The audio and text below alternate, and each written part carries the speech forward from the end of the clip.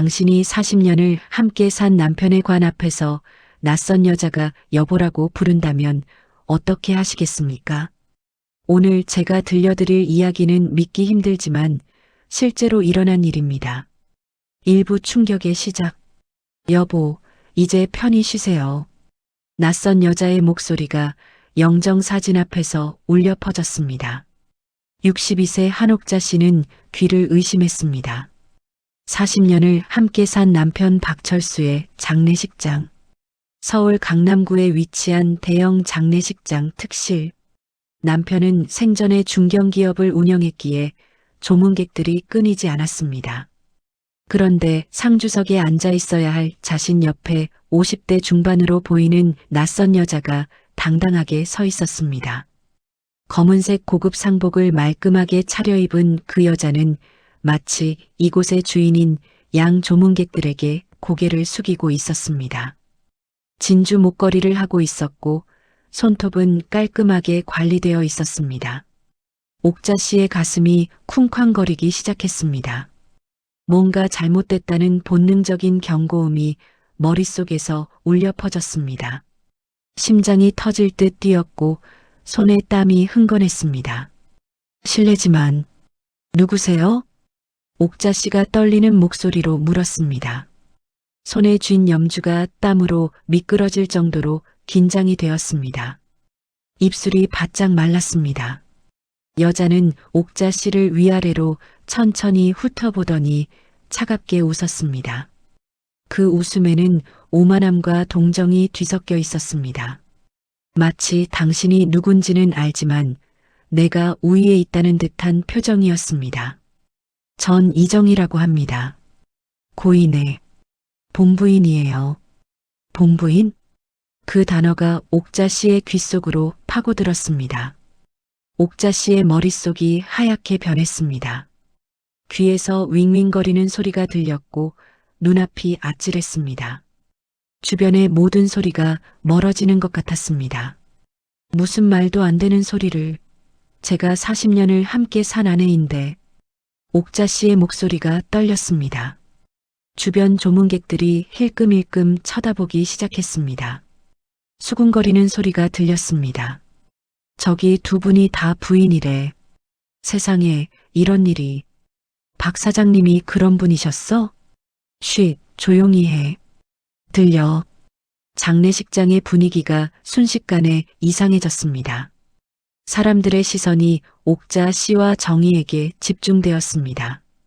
정희는 침착하게 명품 가방에서 서류 한 장을 꺼냈습니다. 손놀림이 우아했고 표정에는 여유가 넘쳤습니다. 40년? 웃기시네요. 우리는 45년을 함께 살았어요. 1978년 2월 3일에 결혼했거든요. 법적으로 정식 부부예요. 정희가 내민 것은 혼인신고서 사본이었습니다. 옥자 씨는 떨리는 손으로 그 서류를 받아들었습니다. 종이가 손에서 바들바들 떨렸습니다. 거기에는 1978년 2월 3일 박철수와 이정희의 이름이 선명하게 적혀 있었습니다. 도장도 찍혀 있었고 서울 종로구청의 직인까지 선명했습니다. 옥자 씨는 자신의 결혼 반지를 내려다봤습니다. 1983년 5월 14일. 그날 박철수는 옥자의 손에 이 반지를 끼워주며 평생 지켜주겠다고 맹세했습니다. 서울 명동의 작은 예식장에서 올린 소박한 결혼식. 하객도 10명 남짓이었지만 행복했던 그날의 기억이 선명했습니다. 신혼여행은 제주도로 갔었습니다. 3박 4일. 남편은 그때 이렇게 말했습니다. 옥자야, 나랑 평생 함께 살아줄래? 너만 있으면 난 아무것도 부럽지 않아. 그 말을 믿었습니다. 진심이라고 믿었습니다. 거짓말 마세요. 우리가 1983년에 결혼했다고요. 증인도 있어요. 사진도 있고요. 옥자 씨가 울먹이며 항변했습니다. 목소리가 갈라졌습니다. 결혼식은 하셨겠죠. 근데 혼인신고는 하셨어요? 법적으로 효력 있는 혼인신고요? 정희의 냉정한 질문에 옥자 씨는 입을 다물었습니다. 아니었습니다. 남편은 늘 핑계를 댔습니다. 호적 정리가 복잡해. 옛날에 이혼한 기록 때문에 서류가 꼬여 있어. 다음 주에 하자. 이번 주는 출장이 있어서.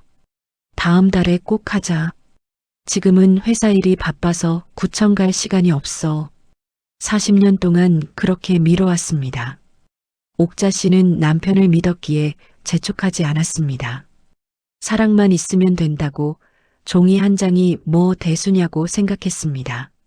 이게 말이 돼요? 어떻게 이럴 수가 있어요?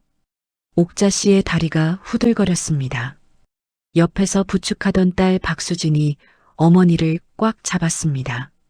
엄마, 저 여자 미친 사람이야. 신경 쓰지 마. 우리 변호사 부르자. 수진은 27살의 당찬 직장인이었습니다. 대기업 마케팅팀에서 일하고 있었고 결혼도 내년으로 예정되어 있었습니다. 하지만 지금 이 상황은 딸도 어떻게 대처해야 할지 알 수 없었습니다. 하지만 정희는 멈추지 않았습니다. 그녀는 다시 스마트폰을 꺼내 사진을 보여주었습니다. 박수진 양도 계시네요. 혹시 아세요? 당신한테는 오빠가 둘이나 있다는 거? 뭐라고요? 수진의 얼굴이 창백해졌습니다. 손에 들고 있던 핸드백이 바닥에 떨어졌습니다. 쿵 하는 소리가 조용한 장례식장에 울렸습니다. 정희가 보여준 사진에는 30대 후반으로 보이는 남자 둘이 박철수와 함께 찍은 가족 사진이 있었습니다. 배경은 제주도 해변이었고 5명이 활짝 웃고 있었습니다. 완벽한 가족 사진이었습니다. 행복해 보였습니다. 사진 속 박철수는 옥자 씨가 한 번도 본 적 없는 환한 미소를 짓고 있었습니다. 큰아들 박진호, 38세. 삼성전자 과장이에요. 서울대 경영학과 나왔죠. 둘째 아들 박진우, 35세. 법무법인에서 변호사로 일하고 있어요. 연대 법대 수석 졸업이에요. 모두 고인의 자식들이에요. 자랑스러운 아들들이죠. 정희의 목소리에는 자부심이 가득했습니다. 마치 자신의 아들들 자랑을 하는 어머니의 모습 그대로였습니다. 옥자 씨는 그 자리에서 무릎이 꺾였습니다. 바닥에 주저앉으며 가슴을 움켜쥐었습니다. 숨이 막혔습니다. 엄마, 엄마. 수진이 비명을 지르며 어머니를 부축했습니다. 누가 좀 도와주세요. 119 불러요. 장례식장이 순식간에 아수라장이 되었습니다. 사람들이 우르르 몰려들었습니다. 구급대원들이 달려왔고 옥자 씨는 들것에 실려 병원으로 옮겨졌습니다. 사이렌 소리가 요란하게 울렸습니다. 구급차 안에서 옥자 씨는 천장을 멍하니 바라봤습니다.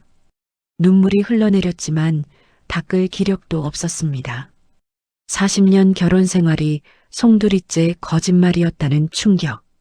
남편은 두 가정을 오가며 이중 생활을 해왔던 겁니다.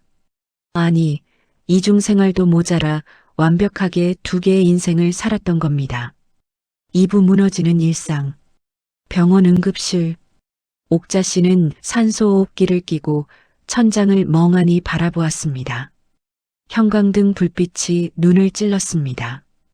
의사는 과호흡과 극심한 스트레스로 인한 일시적 쇼크 상태라고 진단했습니다. 보호자분, 환자분이 최근에 큰 충격을 받으셨나요? 혈압이 180까지 올라갔어요. 심장에 무리가 갈 수 있으니 며칠 입원하시는 게 좋겠습니다. 젊은 남자 의사가 수진에게 설명했습니다. 하지만 옥자 씨는 고개를 저었습니다. 괜찮아요. 집에 갈래요. 여기 있기 싫어요. 옥자 씨의 목소리는 거의 들리지 않을 정도로 작았습니다. 엄마, 여기 있어. 제발. 건강 더 나빠지면 어떡해. 수진이 어머니의 손을 꽉 잡았습니다. 딸의 손도 차갑게 식어 있었습니다. 수진도 울고 있었습니다. 선생님, 엄마 괜찮아지시는 거죠?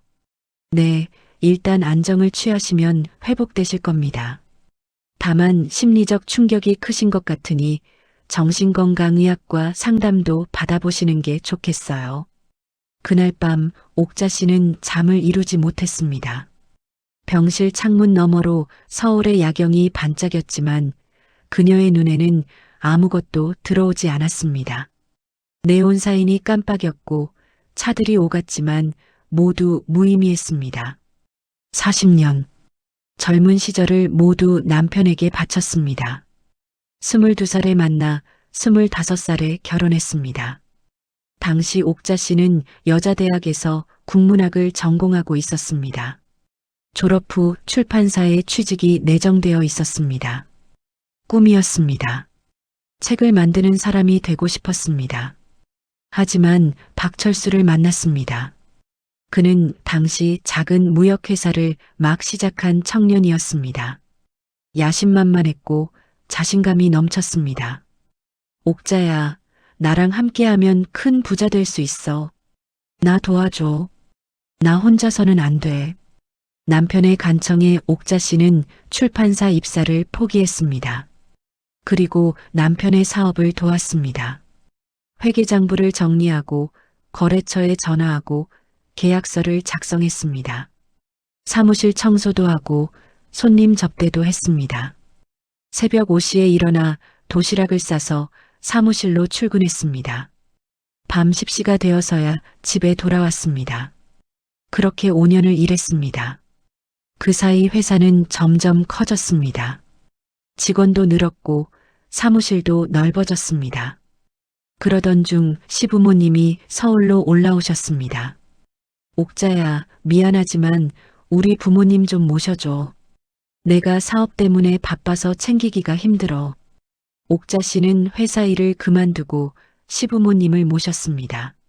시어머니는 까다로운 분이었습니다. 며느리, 국이 왜 이렇게 짜? 다시 끓여. 빨래를 이렇게 하면 어떡해. 다시 해. 청소를 이게 뭐야. 구석구석 다시 닦아. 하루에도 수십 번씩 잔소리를 들었습니다. 하지만 참았습니다. 며느리의 도리라고 생각했습니다.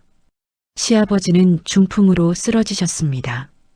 옥자 씨는 10년 동안 기저귀를 갈아드리고 식사를 도와드렸습니다. 밤에는 욕창이 생기지 않도록 2시간마다 몸을 뒤집어 드렸습니다. 그 사이 옥자 씨의 허리가 망가졌습니다. 디스크가 왔습니다. 무릎도 안 좋아졌습니다. 하지만 남편은 고생한다는 말 한마디 없었습니다. 당연한 거 아니야? 우리 부모님인데. 그 말에 옥자 씨는 더 이상 아무 말도 하지 못했습니다. 시부모님이 돌아가신 후 옥자 씨는 딸 하나를 낳았습니다. 늦둥이였습니다. 40살에 낳은 딸. 남편은 실망했습니다. 아들이었으면 좋았을 텐데. 하지만 옥자 씨는 딸이 너무 예뻤습니다. 세상을 다 가진 기분이었습니다. 수진아, 엄마가 너 잘 키울게. 내가 원하는 거 다 해줄게. 딸을 키우는 것만이 삶의 낙이었습니다. 좋은 옷을 사주고 싶었지만 돈이 없었습니다.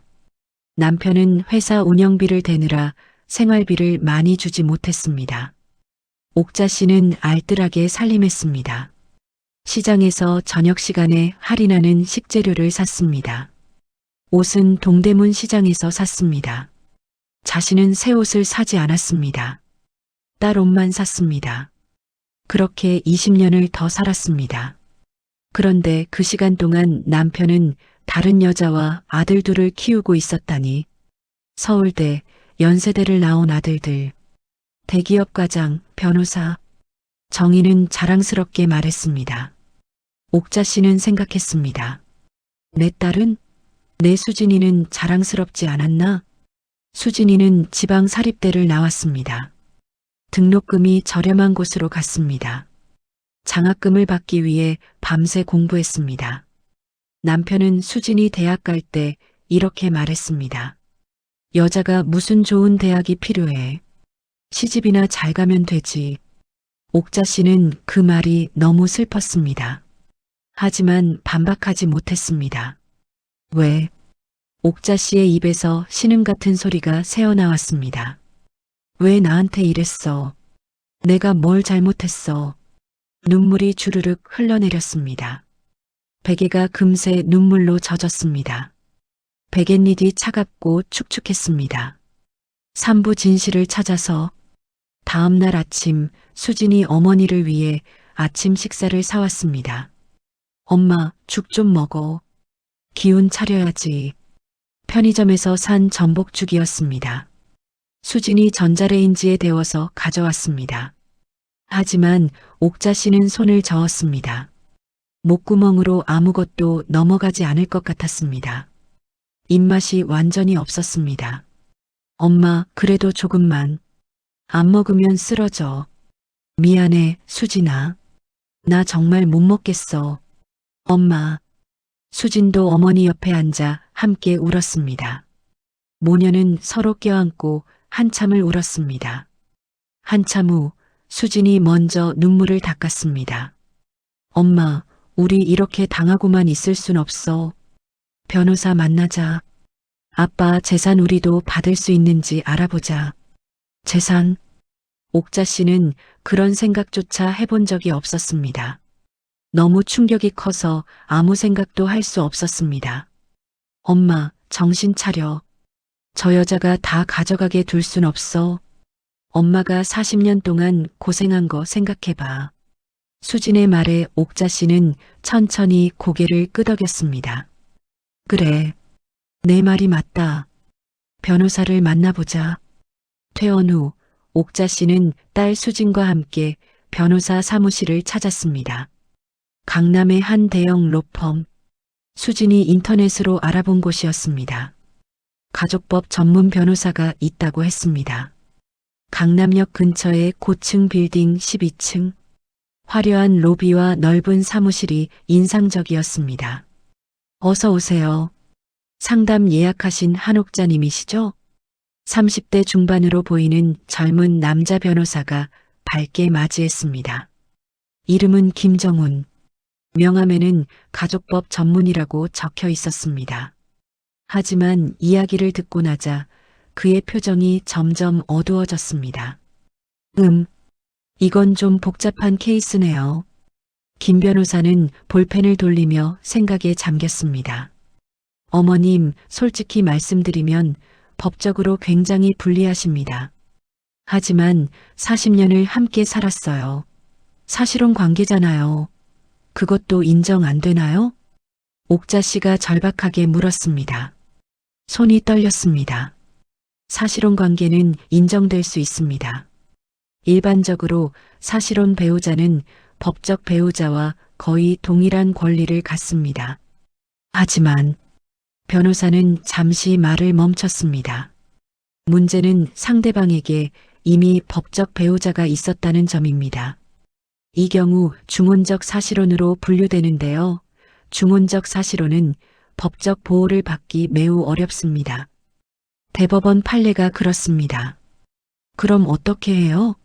40년이 허공으로 날아가는 건가요? 수진이 울먹였습니다. 주먹을 불끈 쥐었습니다. 완전히 방법이 없는 건 아닙니다. 변호사는 노트북을 열어 판례를 검색했습니다. 만약 어머님이 남편의 재산 형성에 기여했다는 것을 명확하게 입증하면 부당이득 반환 청구를 할 수 있습니다.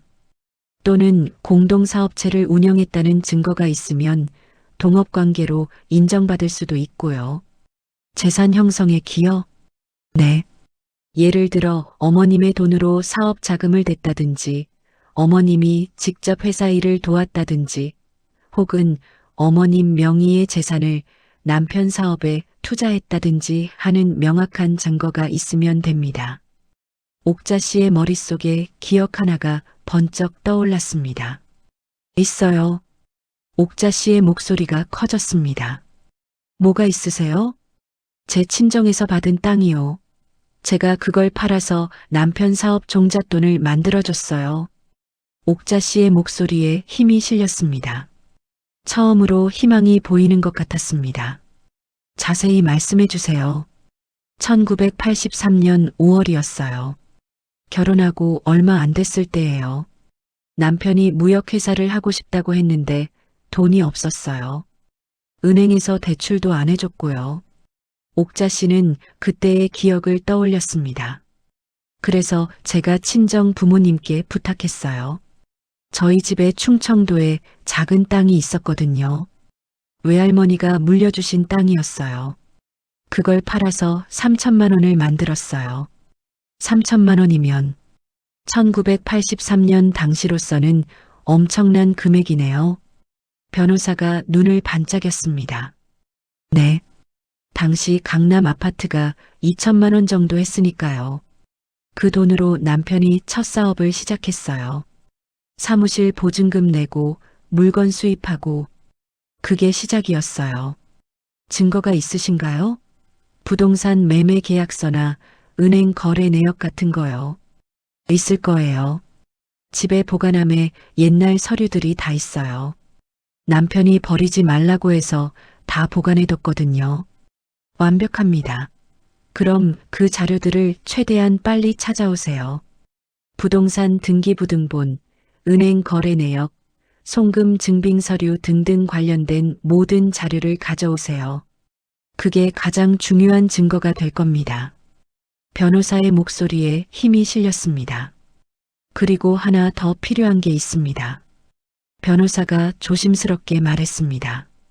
남편분이 두 가정을 오가며 생활했다는 구체적인 증거요. 사진, 문자 메시지, 통화 기록, 이메일, 일기장, 수첩. 뭐든 좋습니다. 남편이 의도적으로 이중 생활을 했다는 걸 입증해야 해요. 알겠습니다. 찾아볼게요. 옥자 씨는 처음으로 싸울 의지가 생겼습니다. 사부 숨겨진 진실들. 그날 저녁 옥자 씨는 집으로 돌아와 남편의 서재를 샅샅이 뒤지기 시작했습니다. 마포구 아현동의 30평 아파트. 40년을 살던 집이었습니다. 하지만 이제 이 집도 정의 명의라는 걸 알게 되었습니다. 책장을 열고 서랍을 뒤지고 옷장을 뒤졌습니다. 먼지가 풀풀 날렸습니다. 엄마, 이거 봐. 수진이 서랍 깊숙한 곳에서 낡은 통장 하나를 발견했습니다. 옥자 씨는 그 통장을 펼쳤습니다. 1983년 5월 20일 3천만 원 출금. 적요란에는 박철수 사업자금이라고 적혀 있었습니다. 이거다. 옥자 씨의 손이 떨렸습니다. 40년 전의 기억이 생생하게 떠올랐습니다. 은행 창구에서 통장을 내밀었습니다. 3천만 원 출금하겠습니다. 용도가 어떻게 되시나요? 남편 사업자금이에요. 아, 네. 잠시만 기다려주세요. 그날 옥자 씨는 현금 3천만 원을 가방에 넣고 남편 사무실로 갔습니다. 가방이 무거웠습니다. 돈의 무게가 아니라 책임감의 무게였습니다. 여보, 돈 가져왔어. 고마워, 옥자야. 내가 꼭 성공해서 이 돈 100배로 만들어줄게. 남편은 기뻐하며 옥자 씨를 안아줬습니다. 그게 마지막 따뜻한 포옹이었습니다. 그 이후로 남편은 점점 바빠졌고 집에 오는 시간도 줄어들었습니다. 출장이야. 거래처 미팅이야. 회식이야. 핑계는 늘 그랬습니다. 옥자 씨는 통장과 함께 다른 서류들도 찾았습니다. 충청남도 홍성군의 땅 매매 계약서, 1983년 5월 15일자, 매도인 한정숙 옥자 씨의 어머니, 매수인 김영철, 매매 금액 3,200만 원. 엄마가 200만 원은 생활비로 주셨었지. 옥자 씨는 그때를 떠올리며 눈물을 흘렸습니다. 어머니는 이렇게 말씀하셨습니다. 옥자야, 사위사업 잘 되게 해줘라. 우리 옥자가 고생하는 거 보기 싫구나. 엄마 고마워요. 꼭 성공할게요. 어머니는 2년 후 돌아가셨습니다. 사위의 성공한 모습을 보지 못하고 돌아가셨습니다. 옥자 씨는 서류를 챙기다 말고 먼지 쌓인 책장 뒤를 살펴봤습니다. 그러다 낡은 노트 한 권을 발견했습니다. 검은색 가죽 표지의 노트, 모서리가 달아 있었습니다. 노트를 펼치는 순간 옥자 씨는 숨이 막혔습니다. 거기에는 남편의 육필로 빼곡하게 적힌 일기가 있었습니다. 1978년 2월 3일. 오늘 정희와 결혼했다. 부모님도 좋아하시고 정희도 착하다. 행복하게 살아야지. 1983년 5월 14일. 오늘 옥자와 결혼식을 올렸다. 정희한테는 출장이라고 둘러댔다. 두 여자 모두 사랑하는데 어느 한쪽을 포기할 수 없다. 나는 비겁한 인간이다. 하지만 멈출 수가 없다. 옥자는 너무 착하고 예쁘다. 정희와는 다른 매력이 있다. 옥자 씨의 눈에서 눈물이 뚝뚝 떨어졌습니다. 노트에 눈물 자국이 생겼습니다. 1983년 5월 20일. 옥자가 친정 땅을 팔아준 돈 3천만 원을 받았다. 이 돈으로 사업을 시작한다. 옥자는 정말 착한 여자다. 미안하다. 하지만 정희한테는 비밀이다. 정희가 알면 난리가 날 거다. 1984년 3월 12일. 사업이 잘 되고 있다. 첫 수출 계약을 따냈다. 200만 달러짜리. 정희가 너무 기뻐한다. 옥자한테도 말해주고 싶지만 조심스럽다. 1984년 9월 2일. 정희가 둘째를 임신했다. 아들이라고 한다. 기쁘면서도 복잡하다. 옥자한테 어떻게 말하지? 아니, 말할 수 없다. 영원히 비밀로 해야 한다. 거짓말이 점점 커지고 있다. 돌이킬 수 없을 정도로. 1985년 6월 10일. 진우가 태어났다. 둘째 아들. 정희와 나는 정말 기쁘다. 하지만 옥자 생각을 하면 가슴이 아프다. 나는 최악의 인간이다. 1990년 3월 2일. 수진이가 태어났다. 옥자는 힘들어했지만 무사히 출산했다. 딸을 보니 신기하다. 정희는 아들만 낳았는데 딸도 좋다. 하지만 정희한테는 비밀로 해야 한다. 이제 거짓말이 너무 커져서 되돌릴 수가 없다. 1995년 7월 3일. 사업이 잘 되고 있다. 매출 100억을 돌파했다. 아파트도 하나 더 샀다. 강남 대치동. 정희 명의로 했다. 옥자한테 미안하지만 법적으로 정희가 본처니까 어쩔 수 없다.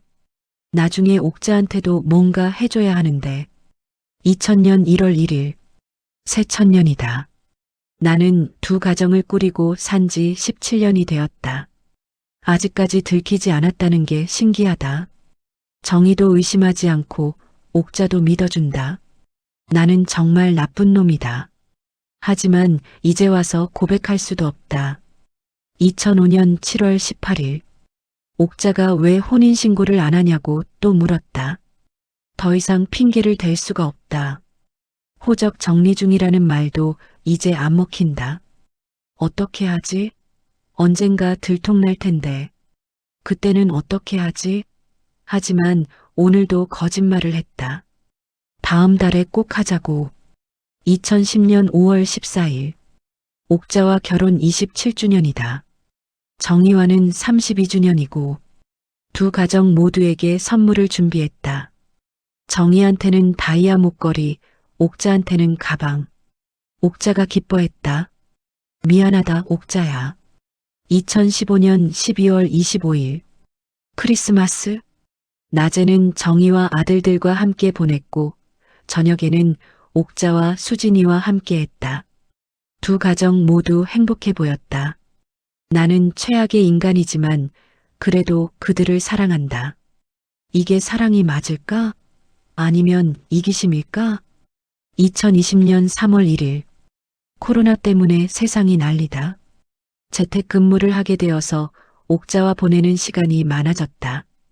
정희한테는 미안하지만 옥자와 함께 있으면 편안하다. 정희는 강하고 독립적이지만 옥자는 따뜻하고 포근하다.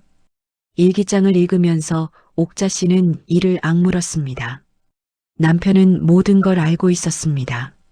자신이 두 여자를 속이고 있다는 것, 언젠가 들통날 거라는 것. 하지만 멈추지 않았습니다. 아니, 멈출 수 없었습니다. 거짓말이 눈덩이처럼 불어나 이제는 통제할 수 없는 지경에 이른 겁니다. 이 나쁜 인간, 이 비겁한 인간. 옥자 씨는 일기장을 집어던졌습니다. 노트가 벽에 부딪혀 바닥에 떨어졌습니다. 하지만 일기장에서 떨어진 종이 한 장이 바닥에 펄럭였습니다. 그것은 부동산 등기부등본이었습니다. 옥자 씨가 살고 있는 마포구 아현동의 아파트, 소재지 서울시 마포구 아현동 123-45, 명의자 이정희. 이게 무슨... 옥자 씨의 손이 멈췄습니다. 엄마, 이게 뭐야? 수진이 달려와 서류를 보았습니다. 우리 집이 저 여자 명의라고? 그럴 리가 없어. 아빠가 내 명의로 해줬다고 했는데. 옥자 씨는 부랴부랴 집문서를 찾아봤습니다. 현관 신발장 위에 있는 서류 보관함. 거기에 든 모든 부동산 서류를 꺼내 확인했습니다. 마포구 아현동 아파트 마이너스 이정희, 강남구 대치동 아파트 마이너스 이정희, 서초구 반포동 상가 건물 마이너스 이정희, 제주도 서귀포시 펜션 마이너스 이정희. 모든 부동산이 정희 명의였습니다. 남편은 옥자 씨 명의로는 단 한 평의 재산도 남기지 않았던 겁니다. 엄마. 퇴근 후 집에 들어온 수진이 울면서 어머니를 끌어안았습니다. 바닥에 흩어진 서류들을 본 수진은 금세 상황을 파악했습니다. 우리 어떻게? 집도 빼앗기는 거야? 우리 쫓겨나는 거야? 수진아. 옥자 씨는 딸을 안고 한참을 울었습니다. 40년 동안 살았던 집, 딸을 낳고 키운 집, 추억이 가득한 집. 하지만 이 집의 주인은 자신이 아니었습니다. 법적으로는 이정희의 집이었습니다. 엄마, 이제 어떡해? 우리 갈 데가 없잖아. 수진이 울먹였습니다. 하지만 울음이 그치자 옥자 씨의 눈에는 서늘한 결기가 서렸습니다. 수진아. 응, 엄마. 엄마가 40년 동안 바보처럼 산 것 같지? 아니야, 엄마. 엄마 잘못 아니야. 아빠가 나쁜 거야. 아니야. 내가 바보였어. 사랑만 있으면 된다고 종이 한 장이 뭐 대수냐고 생각했던 내가 멍청했어. 옥자 씨는 눈물을 닦았습니다. 하지만 이제는 아니야. 이제는 싸울 거야. 엄마, 내가 바친 40년 그냥 물거품으로 만들 순 없어. 내가 준 3천만 원, 그건 분명히 내 거야. 그 돈으로 남편이 지금의 재산을 만든 거야. 옥자 씨는 자리에서 일어났습니다. 오부 법정 투쟁.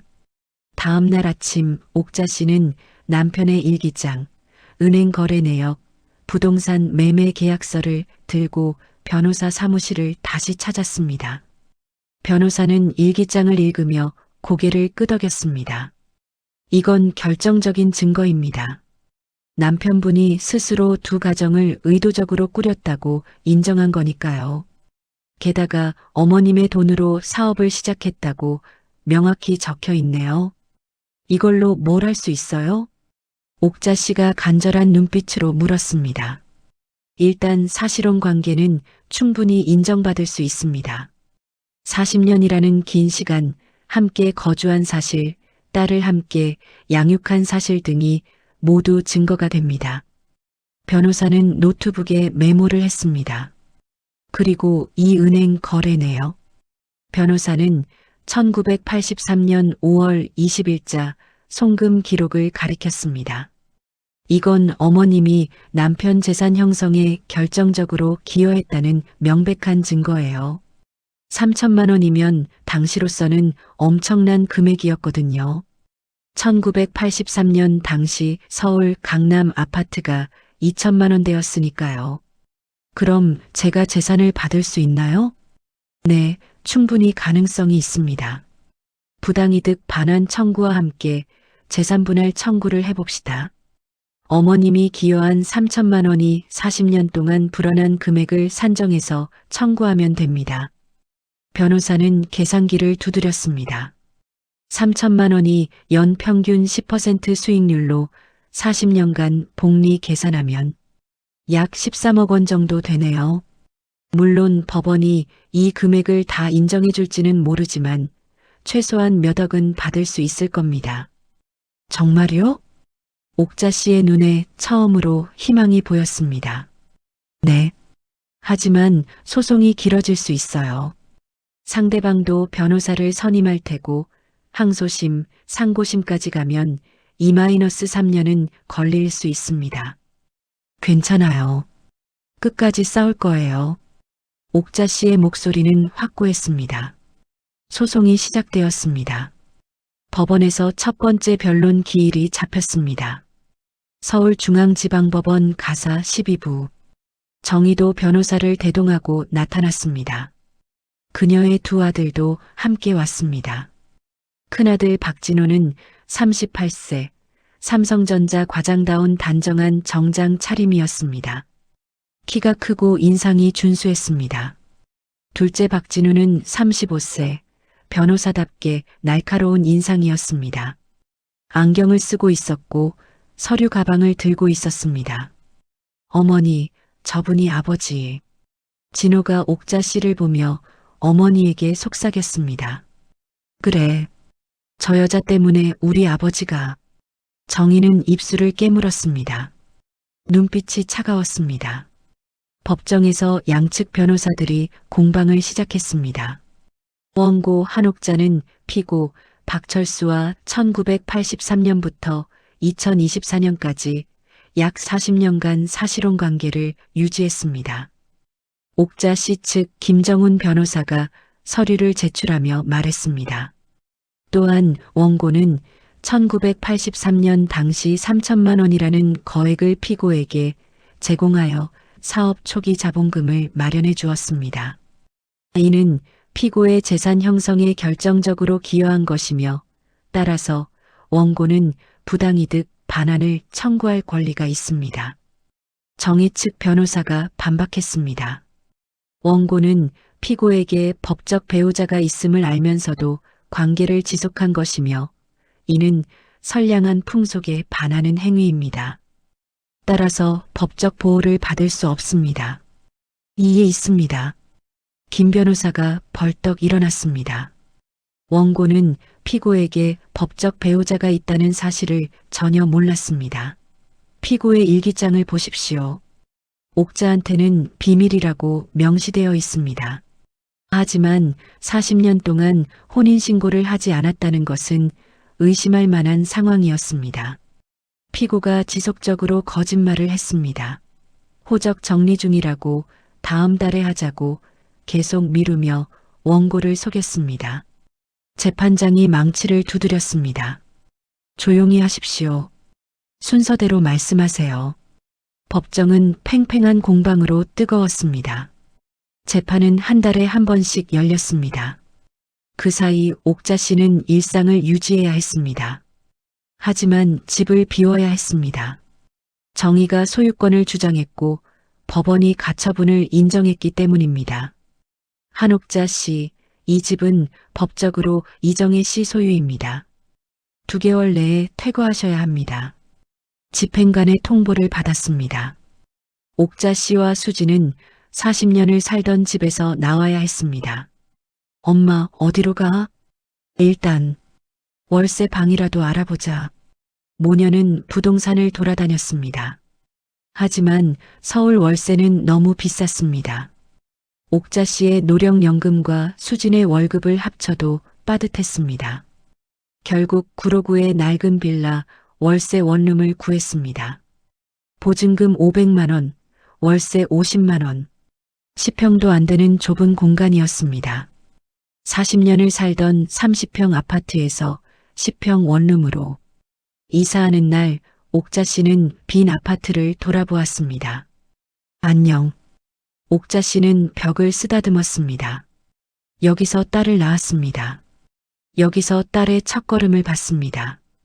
여기서 딸의 입학식 사진을 찍었습니다. 모든 추억이 이 집에 있었습니다. 하지만 이제 떠나야 했습니다. 엄마 가자. 수진이 어머니의 손을 잡았습니다. 원룸으로 이사한 후 옥자 씨는 생활비를 벌어야 했습니다. 노령연금 30만 원으로는 턱없이 부족했습니다. 옥자 씨는 62세의 나이에 파트타임 일자리를 구해야 했습니다. 동네 슈퍼마켓에 구인 광고가 붙어 있었습니다. 계산원 모집, 시급 9,620원, 하루 5시간. 옥자 씨는 이력서를 들고 슈퍼마켓을 찾았습니다. 나이가 좀 있으시네요?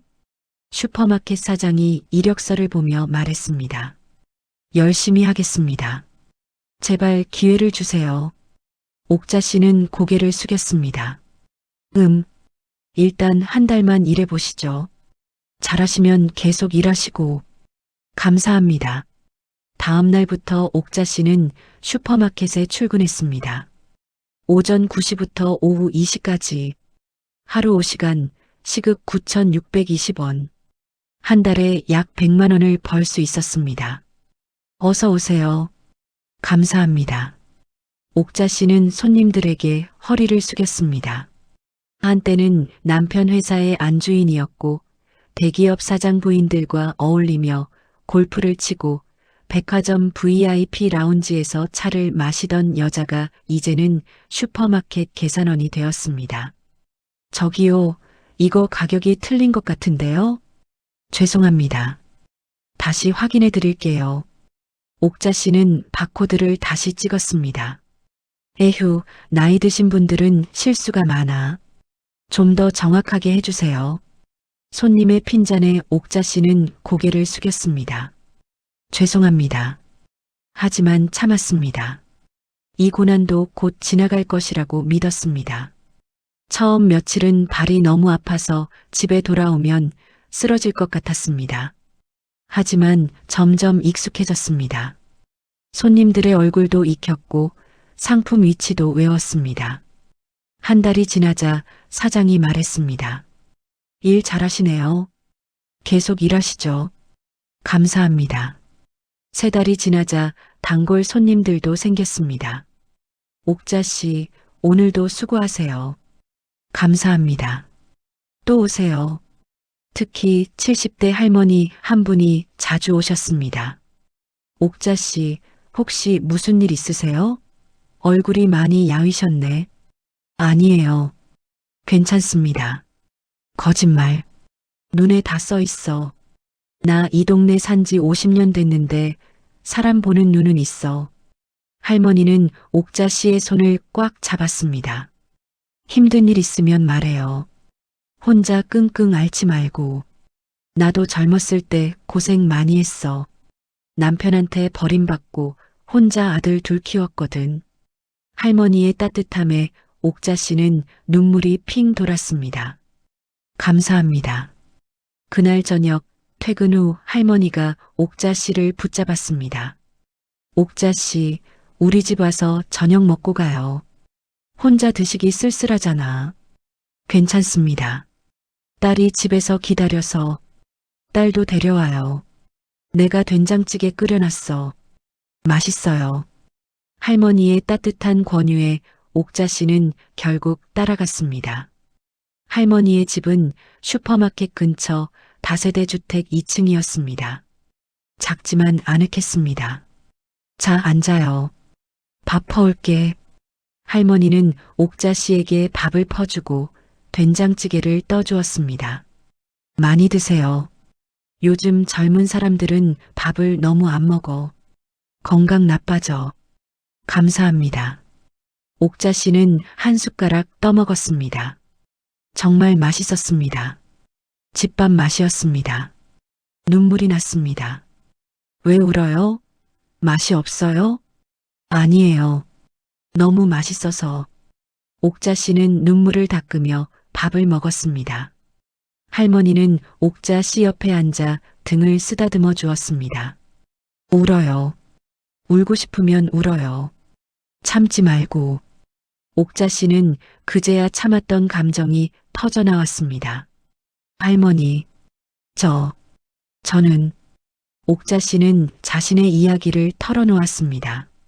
40년 결혼 생활이 거짓이었다는 것, 남편에게 다른 가족이 있었다는 것, 재산도 집도 모두 빼앗겼다는 것, 지금 소송 중이라는 것. 할머니는 한숨을 쉬었습니다. 세상에, 그런 일이, 그 남자가 정말 나쁜 사람이네. 제가 바보였어요. 혼인신고도 안 하고. 아니에요. 당신 잘못이 아니에요. 그 남자가 나쁜 거지. 사람을 속인 거잖아요. 할머니는 옥자 씨를 안아주었습니다. 옥자 씨, 포기하지 마세요. 끝까지 싸우세요. 당신이 바친 40년이 헛되지 않게. 네, 감사합니다. 할머니의 격려에 옥자 씨는 다시 힘을 냈습니다. 재판은 계속되었습니다. 1심 재판이 6개월 동안 이어졌습니다. 그 사이 옥자 씨는 슈퍼마켓에서 계속 일했습니다. 어느 날 슈퍼마켓 사장이 옥자 씨를 불렀습니다. 옥자 씨, 정규직으로 전환하실래요? 정말요? 네. 일도 성실하게 잘하시고 손님들 평판도 좋으니까요. 4대 보험도 들어드릴게요. 정규직이 되면 월급이 200만 원으로 올랐습니다. 감사합니다. 옥자 씨는 처음으로 자신의 능력으로 인정받는 기쁨을 느꼈습니다.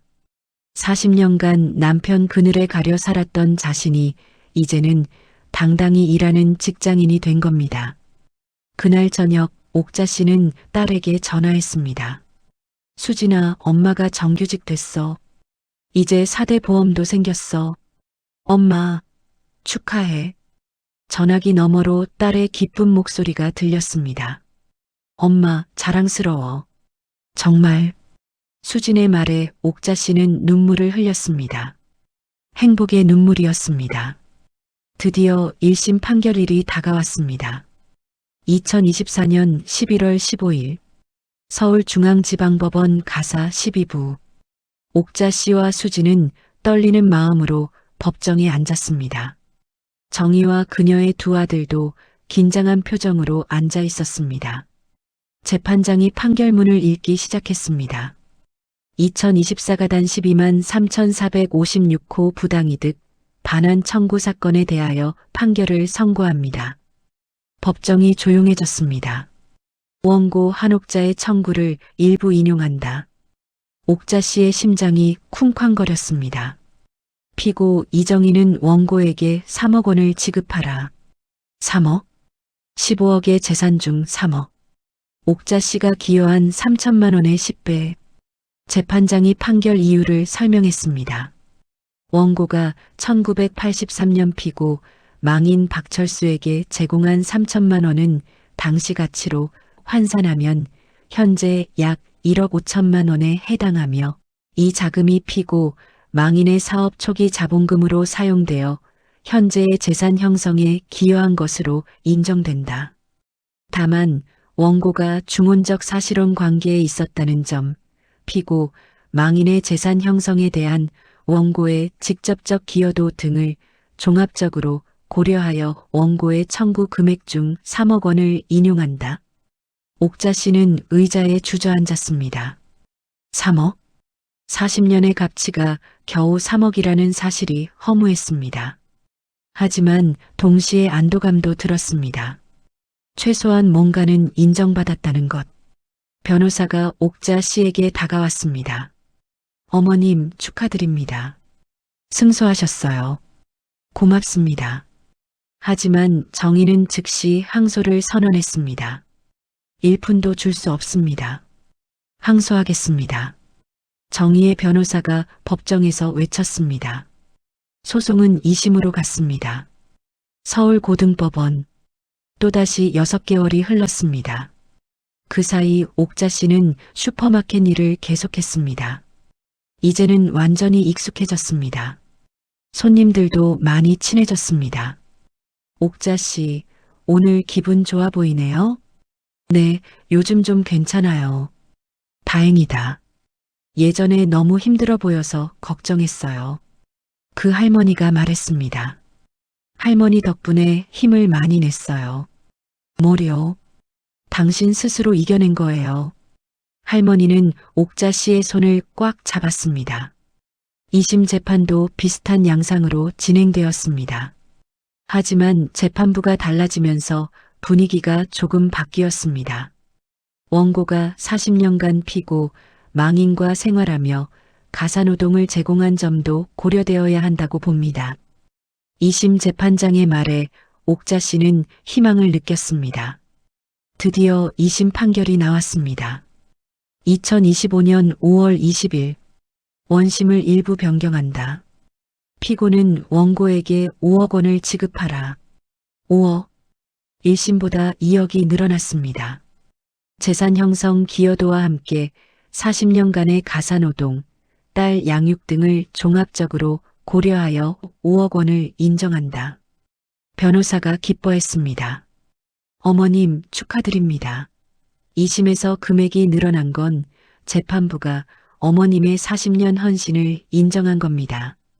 옥자 씨는 눈물을 흘렸습니다. 40년이 5억. 여전히 적다고 생각했지만 그래도 조금은 인정받은 기분이었습니다. 하지만 정의는 또다시 상고했습니다. 대법원까지 가겠습니다. 끝까지 싸우겠습니다. 소송은 대법원으로 갔습니다. 또다시 1년이 흘렀습니다. 그 사이 옥자 씨는 63세가 되었습니다. 여전히 슈퍼마켓에서 일했습니다. 어느 날 한 젊은 여성이 슈퍼마켓을 찾아왔습니다. 혹시 한옥자님이세요? 네, 맞는데요. 저는 KBS 시사 프로그램 PD입니다. 어머님 이야기를 다큐멘터리로 만들고 싶어서요.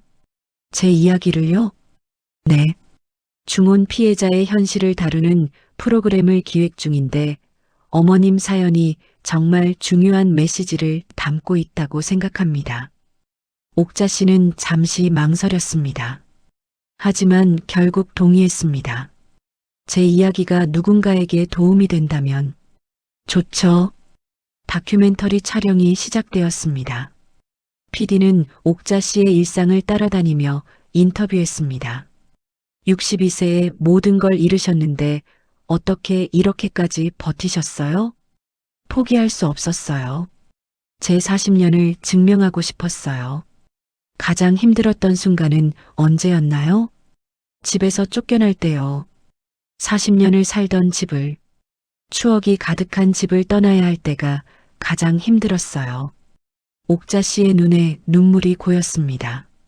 하지만 포기하지 않으셨죠? 네. 딸이 있었으니까요. 딸한테 포기하는 엄마 모습 보여주고 싶지 않았어요. 다큐멘터리는 2025년 11월에 방송되었습니다. 반응은 폭발적이었습니다.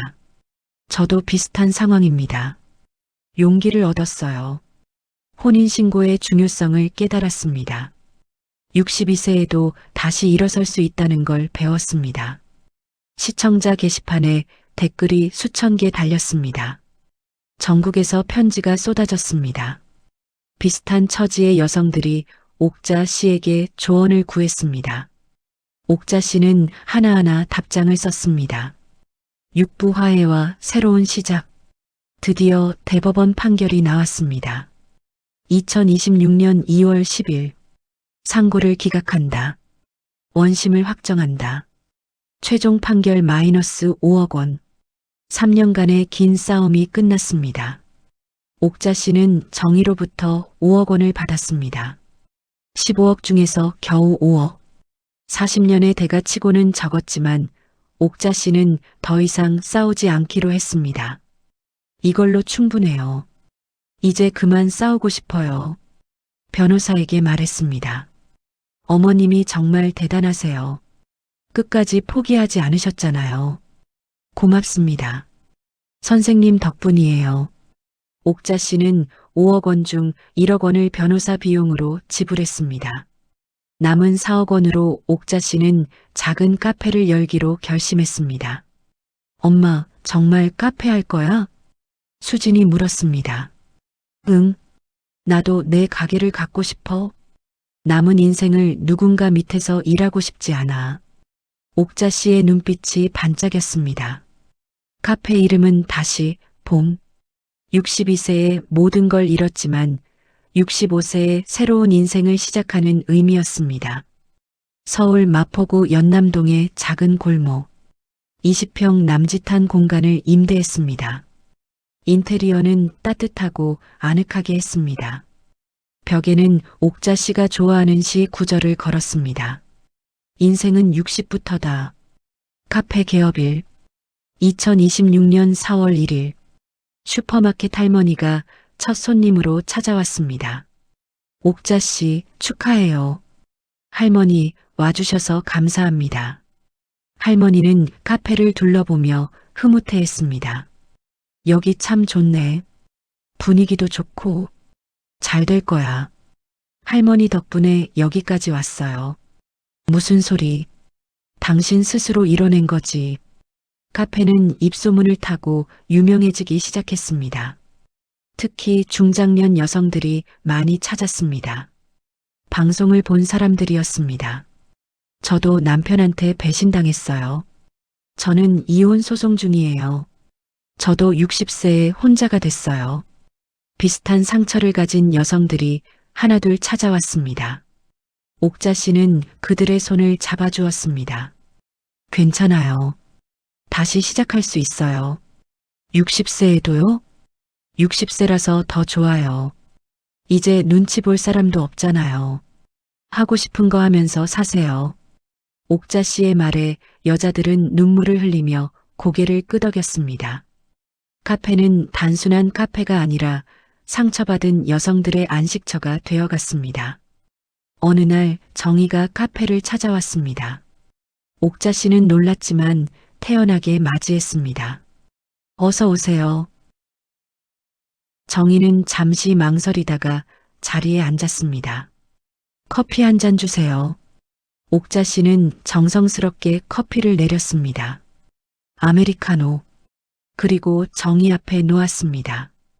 여기요. 감사합니다. 두 여자는 한참 동안 말이 없었습니다. 정희가 먼저 입을 열었습니다. 미안합니다.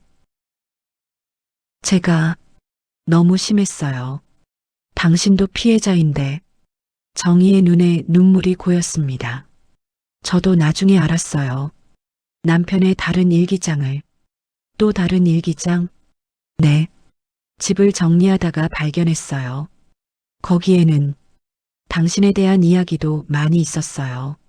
정희는 가방에서 노트 한 권을 꺼냈습니다. 이거 읽어보세요. 옥자 씨는 떨리는 손으로 노트를 받았습니다. 거기에는 이런 내용이 적혀 있었습니다. 옥자는 정말 착한 여자다. 나 같은 인간은 받을 자격이 없는 사랑을 준다.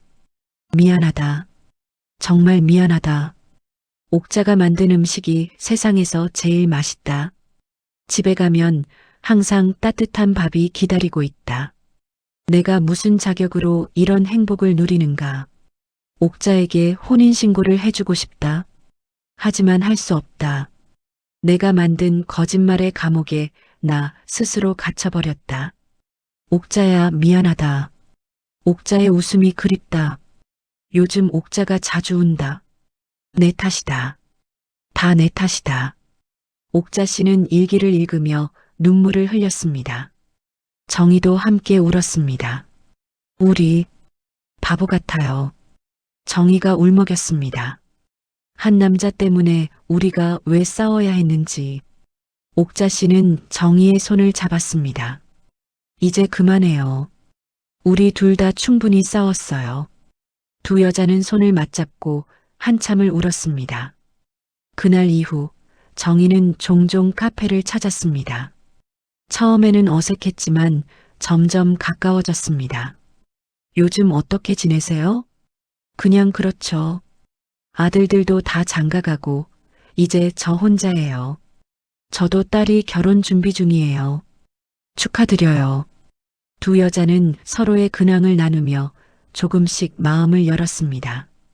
어느 날 정희가 조심스럽게 물었습니다. 혹시 우리 같이 뭔가 해볼까요? 네, 카페 같은 거요. 저도 뭔가 하고 싶어요. 집에만 있으니까 답답해서. 옥자 씨는 잠시 생각했습니다. 원수였던 여자. 하지만 이제는 같은 상처를 가진 동지. 좋아요. 해봐요. 두 여자는 악수를 나눴습니다. 7부 우리들의 정원. 6개월 후, 옥자 씨와 정희는 함께 두 번째 카페를 열었습니다. 강남구 신사동. 30평 규모의 큰 카페. 이름은 우리들의 정원. 원수처럼 만났지만 이제는 동업자가 된 두 여자. 카페 개업식 날 정희의 두 아들도 찾아왔습니다. 어머니 축하드립니다. 큰아들 진호가 꽃다발을 건넸습니다. 그리고 한옥자 사장님께도 축하드립니다. 진호는 옥자 씨에게도 꽃다발을 건넸습니다. 감사합니다. 옥자 씨는 깜짝 놀랐습니다. 둘째 진우도 다가왔습니다. 사장님 죄송합니다. 저희가 처음에 너무 적대적이었어요. 아니에요. 이해해요.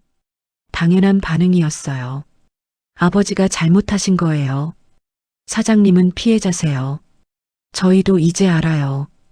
진우의 진심 어린 사과에 옥자 씨는 눈시울이 붉어졌습니다. 그날 저녁 5명은 함께 저녁을 먹었습니다. 옥자 씨, 정희, 수진, 진호, 진우. 박철수가 만든 이상한 가족이었지만 이제는 서로를 이해하고 받아들이는 진짜 가족이 되어가고 있었습니다. 건배.